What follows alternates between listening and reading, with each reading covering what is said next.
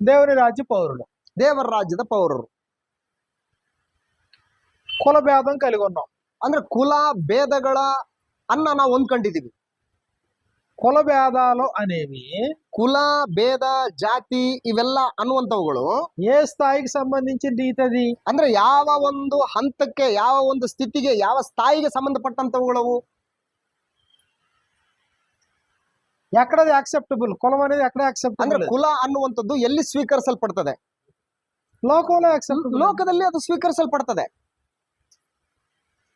ఏమండి మా కులం ఒకటండి అన్నాం అనుకో, ಏನ್ರಿ ನಾವು ನಮ್ ಕುಲ ಅವ್ರ ಕುಲ ಎರಡು ಒಂದೇ ರೀ ಅಂತ వాళ్ళు ಅನ್ನೋದ್ వేరే ತಿಳ್ಕೊಳ್ಳಿ. వాళ్ళు వేరే అన్నాం అనుకోండి. ಇಲ್ಲ ರೀ ಅವ್ರ ಕುಲ ಬೇರೆ ಇವ್ರ ಕುಲ ಬೇರೆ ಅಂತ ಅನ್ನೋದ್ ತಿಳ್ಕೊಳ್ಳಿ. సమాజంలో ఇది యాక్సెప్టబులే. ಇದು ಸಮಾಜದಲ್ಲಿ ಇದು ಸ್ವೀಕೃತವಾದದ್ದೇ. వాళ్ళ కులం వాళ్ళు చేసుకున్నారండి అన్నాం అనుకో, ಅವ್ರ ಕುಲದವ್ರನ್ನ ಮಾಡ್ಕೊಂಡಿದ್ದಾರೆ ಅಂದ್ಕೊಂಡಿವಿ ಅಂತ చాలా ಇಟ್ಕೊಳ್ಳಿ. మంచి పని చేశారండి. ಒಳ್ಳೆ ಕೆಲಸ ಮಾಡಿದ್ರಿ. అంటే సమాజపు నీతిది. ಅದು ಸಮಾಜದ ನೀತಿ. ಅದು దేవుని రాజ్య పౌరుల నీతి ఏంటి? ದೇವರ ರಾಜ್ಯದ ಪೌರರ ನೀತಿ ಏನು? దేవుని రాజ్యంలో పౌరులు మనం. ದೇವರ ರಾಜ್ಯದಲ್ಲಿರ್ತಕ್ಕಂಥ ಪೌರರು ನಾವು. మనం అనుసరించే నీతి ఎలాంటిది? ನಾವು ಅನುಸರಿಸುವಂತ ನೀತಿ ಅಂತದ್ದು ఎలాంటి భేదాభిప్రాయం లేకుండా, ಯಾವುದೇ ರೀತಿಯಾದಂತ ಭೇದಾಭಿಪ್ರಾಯಗಳಿಲ್ಲದೆ. కాబట్టి దేవుని యొక్క రాజ్య పౌరుల నీతి ఎలాంటిదంటే, ದೇವರ ರಾಜ್ಯದ ಪೌರರ ನೀತಿ ಎಂತದ್ದು ಅಂತಂದ್ರೆ ఎలాంటి కుల భేదములు లేని సమాజం, ಯಾವುದೇ ರೀತಿಯಾದಂತ ಕುಲ ಭೇದ ಭಾವಗಳಿಲ್ಲದಂತ ಒಂದು ರಾಜ್ಯ ಇದು. కాబట్టి ఆయన ఏం చెప్తున్నాడు? ಆದ್ರಿಂದ ಆತನು ಏನ್ ಹೇಳ್ತಾ ಇದ್ದಾನೆ? ప్రకటన గ్రంథం 5వ అధ్యాయము 10వ వచనంలో, ಪ್ರಕಟಣೆ ಗ್ರಂಥ 5ನೇ ಅಧ್ಯಾಯ 10ನೇ ವಚನದಲ್ಲಿ, నీ రక్తం ఇచ్చి ప్రతి వంశంలోను, నేను ఆయా భాషలు మాట్లాడేవారిలోను, ప్రతి ప్రజలోను దేవుని కొరకు మనుషులను కొని మా దేవునికి వారిని ఒక రాజ్యముగాను యాజకులుగాను చేసితివి. ನೀನು ಯಜ್ಞಾರ್ಪಿತನಾಗಿ ನಿನ್ನ ರಕ್ತದಿಂದ ಸಕಲ ಕುಲ ಭಾಷೆ ಪ್ರಜೆ ಜನಾಂಗಗಳವರಿಂದ ಮನುಷ್ಯರನ್ನು ದೇವರಿಗಾಗಿ ಕೊಂಡುಕೊಂಡಿ ಅವರನ್ನು ನಮ್ಮ ದೇವರಿಗೋಸ್ಕರ ರಾಜ್ಯವನ್ನಾಗಿಯೂ ಯಾಜಕರನ್ನಾಗಿಯೂ ಮಾಡಿದಿ ಅಂತ ಹೇಳ್ತಾ ಇದ್ದಾರೆ. కాబట్టి అందులో యూదులని గాని, గ్రీస్ దేశస్తులని గాని, దాసులని గాని, స్వతంత్రుడని గాని భేదం లేకుండా చేసింది దేవుని యొక్క రాజ్యపు నీతి. ಆದ್ರಿಂದ ಅಲ್ಲಿ ಯಹೂದ್ಯನೆಂಬುದನ್ನಾಗಲಿ, ಗ್ರೀಕನೆಂಬುದನ್ನಾಗಲಿ, ಅವನು ಅನ್ಯನೆಂಬುದು ಇವು ಯಾವುದೇ ರೀತಿಯ ಭೇದ ಭಾವಗಳಿಲ್ಲದಂತ ರಾಜ್ಯವನ್ನಾಗಿ ಮಾಡಿದ್ದಾರೆ. జాతుల మధ్య ఉన్న వైషమ్యాన్ని తొలగించింది దేవుని యొక్క రాజ్యపు నీతి. ದೇವರ ರಾಜ್ಯದ ನೀತಿ ಜಾತಿಗಳ ನಡುವೆ ಇರ್ತಕ್ಕಂಥ ವೈಷಮ್ಯವನ್ನ ಹೋಗಲಾಡಿಸಿದಂಥದ್ದು.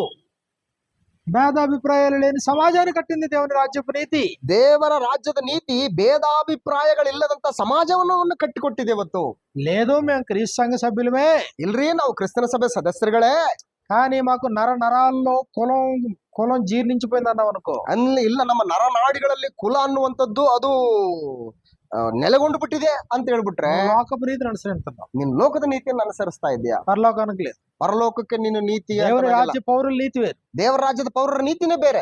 భేదాభిప్రాయం లేని సమాజం, ಭೇದಾಭಿಪ್ರಾಯವಿಲ್ಲದಂತ ಸಮಾಜ ಅದು. కుల భేదం లేని సమాజం, ಕುಲಭೇದವಿಲ್ಲದಂತ ಸಮಾಜ, ధనిక పేద తారతమ్యం లేని సమాజం, ಹಣವಂತ ಬಡವ ಈ ಭೇದ ಭಾವಗಳಿಲ್ಲದಂತ స్త్రీ ಸಮಾಜ, పురుష భేదం లేని సమాజం, ಸ್ತ್ರೀ ಪುರುಷರೆಂಬ ಭೇದ ಭಾವಗಳಿಲ್ಲದಂತ ಸಮಾಜ. కాబట్టి ప్రభు చెప్పింది అది. ಕರ್ತನಾದ ಯೇಸು ಕ್ರಿಸ್ತನವರು ಹೇಳಿದಂತದ್ದು. యాకోబు రాసిన పత్రిక 2వ అధ్యాయంలో అదే చెప్తాడు. ಯಾಕೋಬನು ಬರೆದ ಪತ್ರಿಕೆ 2ನೇ ಅಧ್ಯಾಯದಲ್ಲಿ ಅದೇ ತಾನೇ ಹೇಳ್ತಾ ಇರೋದು. మనసులో భేదాభిప్రాయాలు పెట్టుకుని విమర్శలు చేస్తున్నారు అన్నాడు. ಅಂದ್ರೆ ನೀವು ಮನುಷ್ಯರಲ್ಲಿ ಭೇದಾಭಿಪ್ರಾಯಗಳನ್ನ ಇಟ್ಟುಕೊಂಡು ನೀವು ತೀರ್ಪನ್ನು ಮಾಡ್ತಾ ಇದ್ದೀರಿ. ధనవంతుడు వచ్చాడంట, ಈಗ ಹಣವಂತನು ಬಂದಿದ್ದಾನೆ, ఉంగరాలు పెట్టుకున్నాడు చేతికి, ಈ ಕೈ ಬೆರಳುಗಳಿಗೆ వస్త్రాలు ధరించుకున్నాడు, ನಯವಾದ ನಾರುಮಡಿಗಳನ್ನ ಬಟ್ಟೆ ಉಟ್ಕೊಂಡಿದ್ದಾನೆ, సమాజంలోకి ప్రవేశించాడు. ಈಗ ಒಳಗಡೆ ಸಭೆ ಒಳಗಡೆ ಬಂದಿದ್ದಾನೆ. మురికి బట్టలు కట్టుకున్న దరిద్రుడు వచ్చాడు. ಇಲ್ಲಿ ಕೊಳಕಾದ ಬಟ್ಟೆಯನ್ನ ಹಾಕಿಕೊಂಡಂತಹ ಒಬ್ಬ ಬಡವ ಬಂದಿದ್ದಾನೆ. ఇదిగో మీరు ఇప్పుడు ఏం చేశారు? ಈಗ ನೀವೇನ್ ಮಾಡಿದಿರಿ? మురికి బట్టలు కట్టుకున్న దరిద్రుడిని నిలబెట్టి ಅಲ್ಲಿ ಆ ಬಡವನಾಗಿರುವಂತಹ ಒಂದು ಕೊಳಕು ಬಟ್ಟೆಯನ್ನು ಹಾಕಿಕೊಂಡಿರ್ತಕ್ಕಂಥ ಬಡವನನ್ನ సంపన్నుని మీరు చేర్చుకున్నారు. ಅಂದ ಆತನ ಪಕ್ಕಕ್ಕೆ ಇಟ್ಟುಬಿಟ್ಟು ಸಮೃದ್ಧಿಯಳ್ಳಾಗ ಶ್ರೀಮಂತನನ್ನು ನೀವು ಸೇರಿಸ್ಕೊಂಡಿದ್ದೀರಿ. ఆవిడేమన్నాడు ఆయన? ಈಗ ಆತನ ಏನ್ ಹೇಳ್ತಾ ಇದ್ದಾನೆ? మీ మనసులో భేదాభిప్రాయాలు పెట్టుకుని మీరు దురాలోచనలతో యోచిస్తున్నారు. ನೀವು ಮನಸ್ಸುಗಳಲ್ಲಿ ಭೇದಾಭಿಪ್ರಾಯಗಳನ್ನು ಇಟ್ಟುಕೊಂಡು ನೀವು ದುರಾಲೋಚನೆಯನ್ನು ಮಾಡ್ತಾ ಇದ್ದೀರಿ. ఏ స్థాయి నీతిది? ಇದು ಯಾವ ಹಂತದ ನೀತಿ? ಇದು లోకస్థాయి నీతి. ಇದು ಲೋಕದಲ್ಲಿರುವಂತಹ ಒಂದು దేవుని ಸ್ಥಿತಿಯ రాజ్య ನೀತಿ. పౌరుల స్థితి ఏంటి? ದೇವರ ರಾಜ್ಯದ ಪೌರರ ಒಂದು ನೀತಿಯ ಸ್ಥಿತಿ ಯಾವುದು? ధనిక పేద తారతమ్యం లేదు.